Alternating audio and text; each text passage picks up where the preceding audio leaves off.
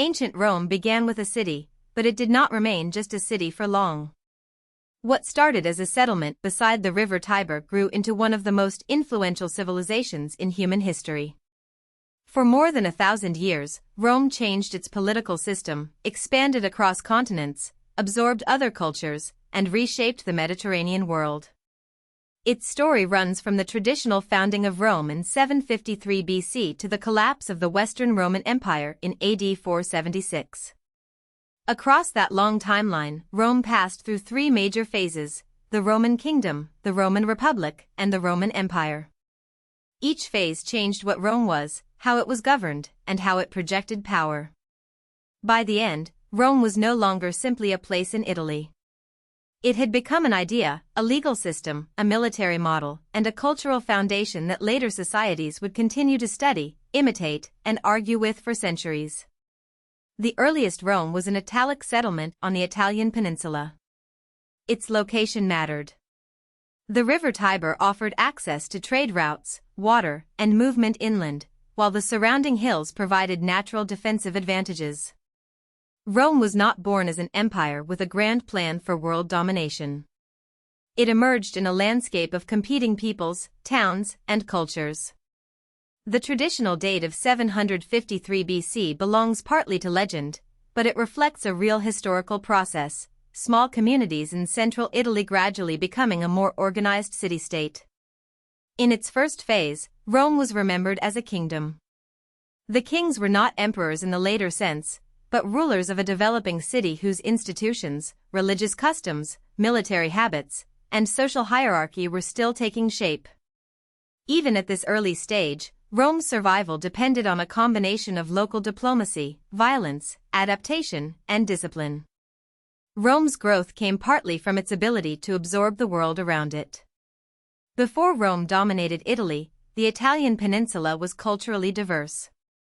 To the north, the Etruscans influenced Roman religion, symbols of authority, engineering habits, and urban development. In southern Italy, Greek colonies formed a region known as Magna Graecia, bringing Greek art, philosophy, architecture, and literature into Roman reach. Rome did not simply erase these cultures. It learned from them, borrowed from them, and eventually folded them into its own identity. This habit became one of Rome's greatest strengths. Conquered peoples could be defeated militarily, but their skills, gods, artistic styles, and administrative practices could also be incorporated. Roman civilization was therefore not isolated or pure.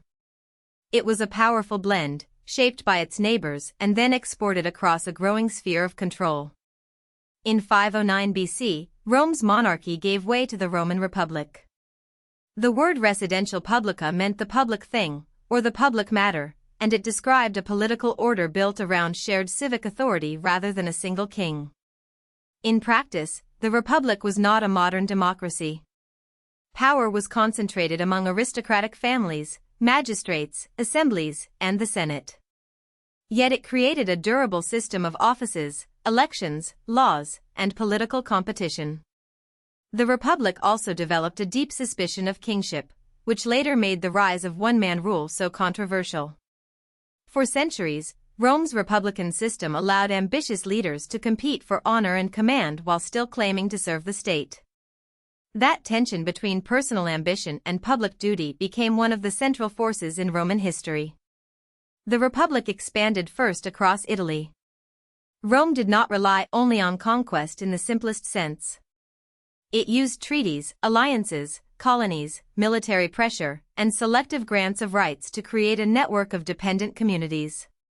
Some defeated peoples became allies who were expected to provide troops. Others received partial or full forms of citizenship over time. This flexible system gave Rome a larger military manpower base than many rivals could match. Instead of ruling every town in exactly the same way, Rome built layers of obligation and privilege. The result was a political and military machine that could recover from defeats, raise new armies, and keep expanding. By controlling the Italian peninsula, Rome gained the resources and strategic depth it needed to challenge powers far beyond Italy. Once Rome became the dominant force in Italy, its ambitions and conflicts spread across the Mediterranean. The Republic confronted other major powers, fought long wars, and gradually became the leading state in the region. Expansion brought wealth, slaves, land, tribute, and glory, but it also created severe internal pressures. Generals became enormously powerful because armies were loyal to commanders who could provide land and reward. The old republican institutions struggled to govern territories far larger than a city-state had been designed to manage. Conquest changed Roman society itself. Wealth inequality grew, political competition became more violent, and military success became a path to personal dominance. The Republic had built an empire, but it had not fully solved how a republic could govern one. By the 1st century BC, Rome's republican system was under extreme strain. Civil wars, political assassinations, and rival military leaders revealed that the old balance of power was breaking. The transformation did not happen overnight, and Romans did not simply vote to abandon the Republic in a single moment. Instead, repeated crises made extraordinary commands and personal armies seem increasingly normal. Eventually, the republican structure gave way to imperial rule. In 27 BC, the Roman Empire began under Augustus, who presented himself as restoring order while concentrating power in his own hands. This was one of Rome's most important political shifts. The state kept many republican titles and traditions, but real authority moved toward a single ruler backed by the army, administration, and imperial prestige. At its height, the Roman Empire controlled an enormous territory. In AD 117, under Trajan, it stretched across around 5 million square kilometers. It included the North African coast, Egypt, southern Europe, much of Western Europe, the Balkans, Crimea, Anatolia, the Levant, and parts of Mesopotamia and Arabia. This was not just a large map. It was a vast system of cities, roads, ports, military camps, tax networks, local elites, and imperial officials. Somewhere between 50 and 90 million people lived under Roman rule, roughly 1/5 of the world's population at the time. The empire connected regions that had different languages, religions, economies, and traditions. Holding them together required both force and organization. The Roman military was central to that organization. Rome professionalized and expanded its armed forces, turning them into one of the most effective instruments of state power in the ancient world. Roman soldiers were not only fighters. They built roads, forts, walls, and infrastructure that helped secure conquered territory. The army defended frontiers, suppressed revolts, and supported emperors. This also made it politically dangerous. Since imperial power depended heavily on military loyalty, armies could make or break rulers. Over time, the empire became increasingly autocratic and militarized. The emperor was not merely a ceremonial leader. He was the ultimate commander, lawgiver, patron, and symbol of Roman order. Rome's military strength created the empire, but it also shaped the way the empire was governed. Rome's influence was not only military. Its engineering and architecture made imperial power visible and practical. Roads connected distant provinces, allowing troops, officials, merchants, and messages to move more efficiently. Aqueducts carried water into cities, supporting baths, fountains, and dense urban life. Amphitheaters, temples, basilicas, bridges, and monumental buildings projected stability and grandeur.